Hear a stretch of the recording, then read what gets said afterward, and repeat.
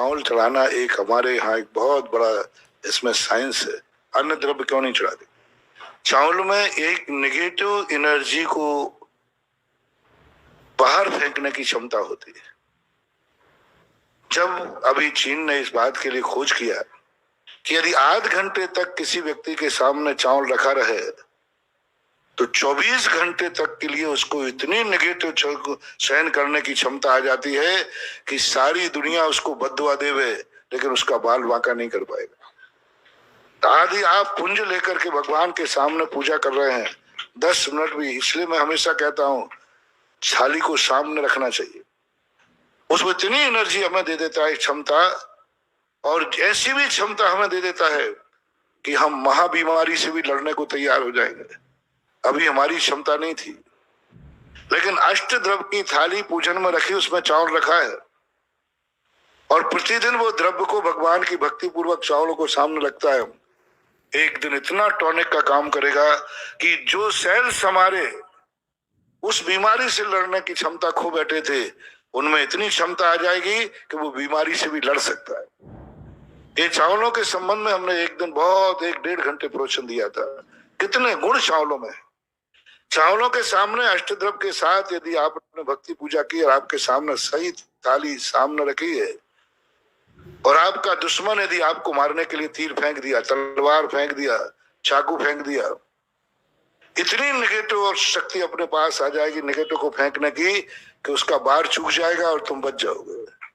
इतनी शक्ति है। अष्टद्रव्य की पूजा करके यदि तुम गए हो, कोई तुम्हें बद्दुआ दे रहा है, तुम्हारा दुश्मन है, बुरा विचारता है, 24 घंटे तक उसकी बद्दुआ आपको कुछ भी नहीं कर सकती। नजर किसी को लग जाती है तो उसके लिए अष्टद्रव्य की पूजा से एक अर्घ चढ़वा दी। मैंने कई प्रैक्टिकल किया, हालांकि नजर को मैं उतना अच्छा ज्यादा, फिर भी लोग मानते हैं।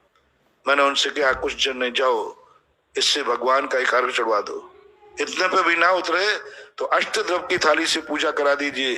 कैसा भी बद्दुआ नजर लगी होगी, बुरी दृष्टि होगी, अष्टद्रव्य की पूजा के बाद वो खत्म हो जाएगी। चावलों में इतनी शक्ति होती है। भोजन के बाद चावल क्यों खाया जाता है? लास्ट में खाने का अर्थ क्या है? और कई कारण होंगे। इसलिए कि हमने जो भोजन के अंदर लास्ट में चावल खाया है, ये हमें भोजन के बाद मुझे बाजार में जाना है, भोजन के बाद दुनिया में जाना है। कोई भी निगेटिव शक्तियां हमसे टकराएंगी, वो अंत में खाया हुआ चावल हमारी जिंदगी को सुरक्षा करेगा।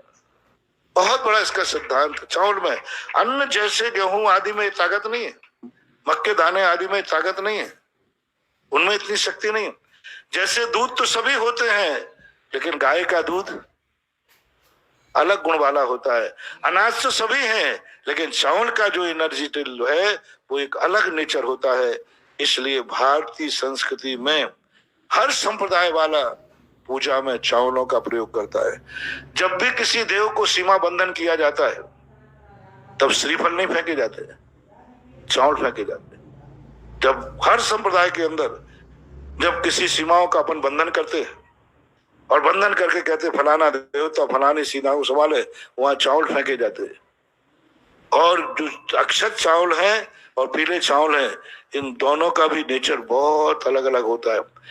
ऐसी शक्तियां जो हमारे जीवन में विनाश करने के लिए आई हैं, तो उसके लिए हमारे लिए अक्षत काम करेगा। ऐसी शक्तियां जो हमारी हितैषी बनकर के हमारा विनाश करने आई हैं, मतलब दुश्मन बन के नहीं, मायाचारी छठ कपट बन करके। एक तो आता है सीधा दुश्मन बन के, और एक आया है छद्म में, तो पुष्प उससे रक्षा करता है। पुष्प के अंदर एक क्षमता होती है कि कोई बैरी यदि हमें कितना भी लुहावना लेकर के आवे, कितना भी परिणाम लेके आवे, यदि हमने अपनी मुट्ठी में अपने हाथ से पुष्पों को सामने रखा है तो वो फैल हो जाएगा। उसकी मायाचारी, उसका जो छल कपट है वो प्रकट हो जाएगा, तुम बच जाओगे, तुम्हें पकड़ में आ जाएगा। इसलिए इन अष्ट द्रव्यों का, पुष्प और चावलों का एक असाधारण गुण होता है, जो आज बहुत बड़ा वैज्ञानिक लोग इस पर बहुत शोध कर रहे हैं। दीपक जी शास्त्री, इंद्रगढ़ पाठशाला शिक्षक, और तैयारेंगे श्रीमती सरिता जी खुरई। एक बार मैंने कहा था कि आप लोग मंदिर खाली हाथ मत आया करो। ये चावल भगवान के लिए नहीं चढ़ाए जा रहे हैं, इन चावलों को सामने रख करके अपने अंदर की शक्ति को पावर दिया जा रहा है। बच्चों को भी खाली हाथ मत भेजा करो मंदिर में। मंदिर के चावल चढ़ा करके विद्यार्थी स्कूल गया है, हो सकता है कि अपहरण करने वाला उसे आए और उसको अपहरण ना कर पाए, बच्चा बच जाए। बच्चे को लिए महिलाओं को भी अपने हाथ में खाली हाथ मंदिर नहीं आना चाहिए चावल लेकर, क्योंकि सबसे ज्यादा समय तक आपके सामने चावल रखा रहेगा तो पूजा के समय, अर्घ के समय। तो इन सब के कोई रीजन है, ये मात क्रियाएं नहीं है, ये क्रियाकांड नहीं है। क्यों चढ़ाए जाते चावल? अन्न दर्शन की बात तो समझ में आती है कि उनके भगवान भोग लगाते हैं, तुम्हारे भगवान तो भोग भी नहीं लगाते, फिर चावल किस लिए चढ़ाना? भगवान को खाना नहीं है और भक्त को खाना नहीं है, फिर क्यों चढ़ाए जाते हैं?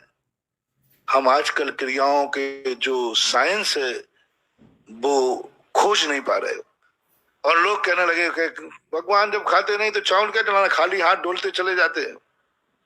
क्या मतलब पड़ा इनको? हम तो भाव पूजा कर लेंगे।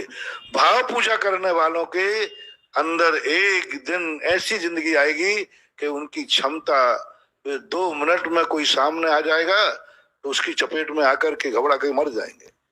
इसलिए हर ग्रस्त के जीवन में कोई ना कोई दुश्मन होता है। हर ग्रस्त के जीवन में नेगेटिव पॉइंट बहुत ज्यादा आते हैं, खतरे बहुत हैं आपके। हर पॉइंट पे खतरा है। आप गाड़ी से चल रहे हैं, खतरा है, एक्सीडेंट का खतरा है। आप व्यापार कर रहे हैं, खतरा है। आपके पड़ोसी से खतरा है। हमारे लिए कम खतरे हैं, आपको ज्यादा खतरे हैं।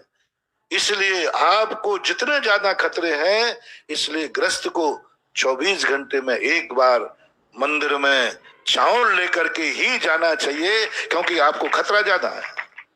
हम लोगों को ज्यादा खतरे नहीं है, और है भी तो उन खतरों को हम खतरा मानते नहीं है। वो तो मुझे अपन लोगों को निर्जरा के कारण बन जाते, इसलिए हम लोगों को जरूरत नहीं, आपको जरूरत है चावल की।